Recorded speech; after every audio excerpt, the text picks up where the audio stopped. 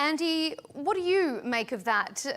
Do you agree that the US remains the only viable leader of the free world? Well, Melinda, I would actually say that we are not yet in a multipolar world, and in many important ways, we are in a bipolar world that is in many important ways not that different from the U.S. rivalry with the Soviet Union, in that there really are two global superpowers. So the U.S., in terms of its economy, in terms of its technological level, China really is the only other peer competitor. And I think if we look at statements from people like Elbridge Colby, who I believe also served in the first Trump administration, also is in the second, we look at SecDef Hegseth's statement about the importance of China as a pacing challenge,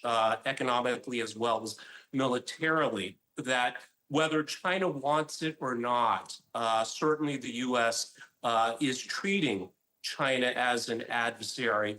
And I think, Carla makes some very interesting points that are really just maybe ideological talking points about so-called freedom, et cetera. When we think about this question of freedom, it's freedom from economic insecurity, freedom from worry about violence, things like that, that it's a much broader conception of freedom and human rights. And if we look at China's record, certainly since 1978, with the beginning of opening and economic reform, China's not only lifted hundreds of millions of people out of poverty, lifted them into the middle class, but also, I think, improved human rights for China in many, many important ways. Now, of course, the political system is founded on very different values that go back not just to the CPC,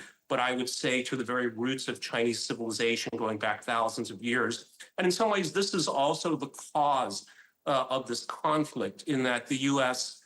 Starts from what some might describe as politics masquerading as an extreme religious ideology.